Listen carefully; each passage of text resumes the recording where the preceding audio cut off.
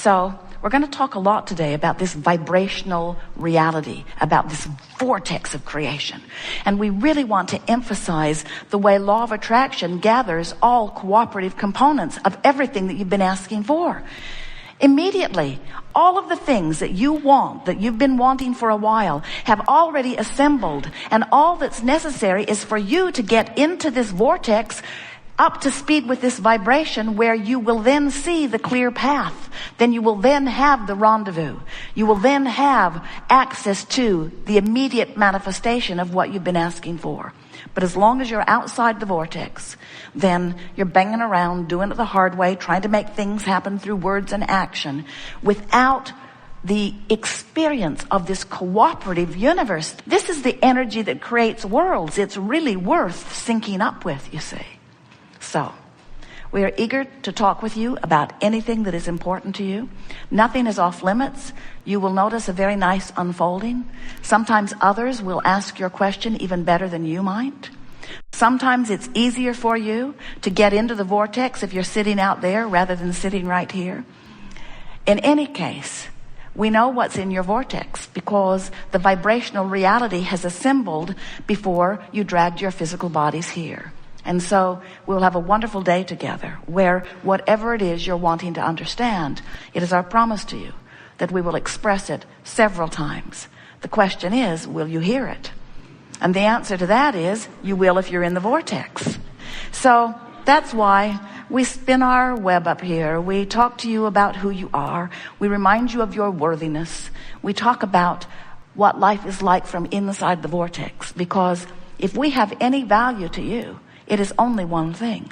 Calling you into the vortex is really the only value that we have for you. If we can help you to shift your vibration, your manifestations must shift. Because every manifestation that you're living, whether it's money in the bank or relationships in your life, the material things that have made their way into your experience, every manifestation that you are living is but an indication of your vibration. And when you take a little time, and it really only takes a little time, you'll see as we move forward here today, when you take a little time to move your vibration just a little bit, to feel just a little better, to shift your expectation just a little bit, when you shift your vibration, everything in the universe responds differently to you because now you have a different point of attraction. So that is our wish for you today, that you are able to find a new and improved point of attraction. Not because yours is lacking in some way, but because it is the eternal quest of all that is to reach for the new vantage point and line up with it. It is the promise of eternity. So, what do you want to talk about? Some things. I'm going to have a very good unfolding today. Right here. So, we bring up this trail of thought because a trail of thought really is what your beliefs are about. A belief is only a thought you keep thinking, but we want to add a new phrase to that statement that you've been hearing us offer for a while. A belief is a vibration that you continue to activate for some reason. In other words, while Jerry and Esther have not thought about those particular people in a long time, that's still an active part of their life experience, as is most everyone's past an active part of your experience. Esther laughs as they drive in the monster bus across this nation. It is a rare road that they're on that Jerry doesn't have some memory about. Because he traveled as an entertainer, he traveled by car, he traveled all of the roads of this nation. And nearly all of the roads that he traveled, Jerry and Esther are still traveling. So he remembers that motel. He remembers what happened at that gas station. He remembers the people that lived in this town. And while most of it feels good when he reactivates it, every time you activate something from the past, you run the risk, and we don't mean to sound warning, we just can't find a better word of explaining. There is the potential of this activation because of this past experience not jiving with what's going on now. For example, when you go home for a vacation, home to your early roots, when you go back to visit your parents or the town that you grew up in or the people from your beginning, even if they're not still living where you lived, when you go back to those people, don't you find yourself beginning to behave like you did the last time you were there? Often. Because those familiar faces and places, the familiar food that they're eating, the familiar things that they think about, the familiar family albums that they get out, the familiar vibration of what that was is activated within you when you turn your attention to it. Whether you go there or not, or whether you just think about having been there. In other words, when you turn your attention homeward, so to speak, homeward to your physical family roots, you activate the vibration of that, and if you feel love and joy and friskiness when you're doing that, that means that those thoughts that are activating are blending with the most further extension of who you are, and all is really well. But if you feel irritated, if you feel ornery about it, if you feel lonely or homesick, if you get those nostalgic feelings that so often you associate with home, what that means is that thought activated something so far from who you now are that there is a discord within you. Esther said, after a while of understanding this, now I know what homesick means. Home makes you sick. And we mean that too, in the sense that when you activate those memories of when you felt less secure, or when someone didn't approve of you, or before you had figured out who you are, it's a very common thing for you to activate just by turning your attention to something that doesn't jive with who you are.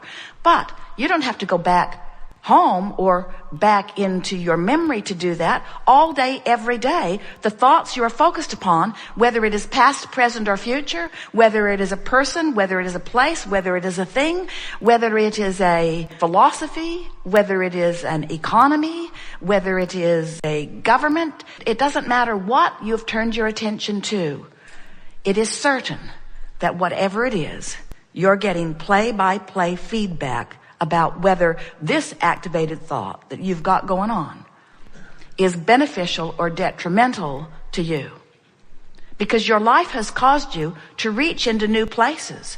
And then all day, every day, you've got this measurement going on to see how well you're reaching into the new place that life caused you to reach to.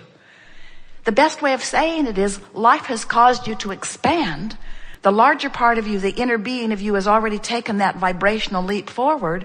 And if you don't bring the rest of you along, then you feel the discord and you don't feel good. In short, if you are to live the joyful life that you have come forth to live, you've got to keep up with you. And we don't know any of you who can keep up with you when you're looking back. If we were standing in your physical shoes, we would spend so little time looking into the past, it would be as if we were born today. We would spend so little time thinking about anything that had happened before, because everything that happened before your frequency was where it now is. So you're just almost certain of bringing discord to yourself by activating that. Now, we know good things happened in the past, and we know that you can selectively sift through it and find those good things. But you are forward-looking beings. It's one of the reasons that you just don't stay in these physical bodies very long. You don't stay in these bodies very long because you get so enamored with the path that you have walked upon that you want to record it for all to hear. And when you do, it holds you back. It holds you back from where you're going. It keeps you from being who you really are. It's not good for you, so stop it. Or not. Whatever you want is fine. There are no rules to this game of life. There's just an incessant quest that is within you, and that is to feel good. And we're just letting you know why when you don't feel good, what's going on, and why when you do feel good, what's going on. And it is our desire, as we chew together in the hours that are before us, that you leave this gathering with a revived decision that nothing is more important than that you feel good, and you're going to look for love in the places where it is. There are so many people looking for love in all the wrong places. And we want you to understand that where it is forward looking. Where it is where the whole of you is. Where it is where the source that is within you has evolved to because of what you have lived.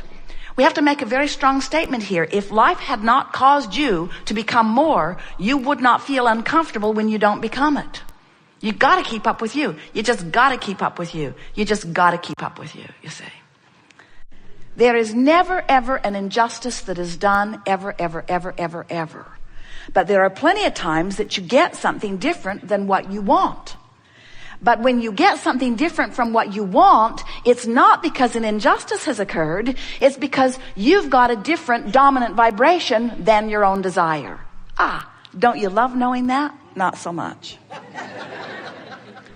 So what it means is, it's important for you to relax in whatever's happening and accept. That's the most important thing. Accept that whatever's happening, whatever it is, whatever is manifesting is an indication of what? An indication of your vibrational balance. An indication of your vibrational balance. An indication of your vibrational balance. So not only do you have the benefit of emotions that let you know how you're doing pre-manifestationally, but you have stuff showing up that is your indicator of your vibrational mix post-manifestationally. So Esther's first knee-jerk response was, that's just fine. This campground has been a pain in the... Yeah. For the entire 7, 8, 9 years we've been coming here. They never promised to give me what I want. And we say, you really don't want to need promises and confirmations from other humans, especially those who have a lot of other campers to please. You really don't want to depend on someone else's promise for the way your life turns out. You want to depend upon your vibration over which you have complete control. So we'll be talking today about anything that you want to talk about. We're eager to talk about whatever it is. But we want to give you fair warning that we have complete awareness of what you have already amassed over here in your, what we are calling vibrational reality. What we are calling this vortex of creation, where all things that match your desire have been assembled. All cooperative components have been assembled. The question is, are you a cooperative component? And if you're worried about something, if you're frustrated about something, as Esther thinks back, the few times that her mind moved in the direction of where they were parking the bus, she has to acknowledge that she thought about it from the I know what I don't want standpoint no more than she did I know what I do want. They're also under an acorn tree.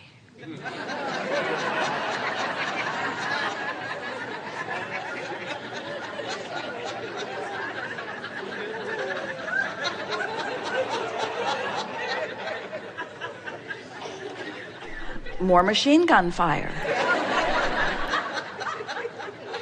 And so when they go to move the bus, it's necessary that they find a ladder taller than anyone you've ever seen to climb up on top of the bus to sweep off the extended rooms, because they can't bring them in when there are nuts on the top of the bus.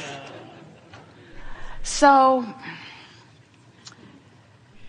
as Esther is hearing the nuts falling, she is remembering how much she didn't like hearing them falling last time. And she is remembering how specific she was about not wanting to be under the falling nut tree again. And she is remembering that she had the experience, didn't like most of it, got in the bus and drove away and never thought about it again until she returned. In other words, no effort whatsoever about cleaning up vibration. Just living it, complaining about it, not liking it, feeling the injustice of it, threatening to cut the tree down herself. It's a really big tree. And then driving away Not returning to that thought vibration, but leaving it right where it was, waiting for her. So the people who are establishing the new assignment are inspired by the power of her vibration to put her right there on that spot where she belongs.